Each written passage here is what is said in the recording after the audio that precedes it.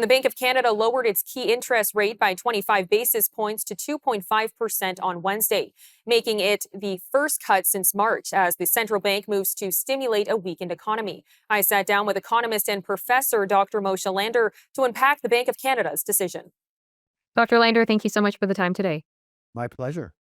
Now, the Bank of Canada lowered rates after consecutive holds. What do you think made the different decision this time around?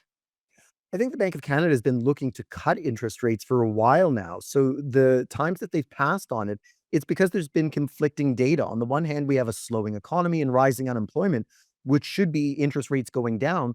But we also had a little bit of this inflationary pressure that was hanging around because of the tariffs and the carbon tax, which would suggest that interest rates should go up. So once you get rid of the carbon tax, once you get rid of the counter tariffs, the road was clear. And I think the market saw that this was coming as soon as that announcement was made that the interest rate cut was coming for sure.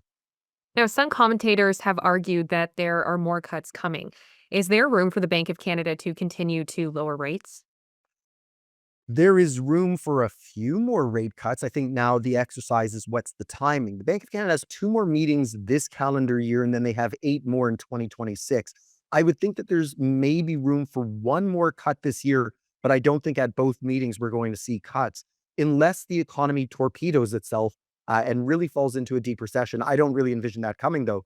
I think if I were running the Bank of Canada right now, in the absence of any new news, I'd even wait until 2026. The last thing that you want to do is cut interest rates too much, especially with NAFTA renegotiations about to restart. If we find that they're not to Canada's advantage, you don't want to use up all of your arrows in your quiver on unnecessary items. And so, best to hold on to it and see what happens Well, Dr. Lander, as always, thank you so much for the time. anytime.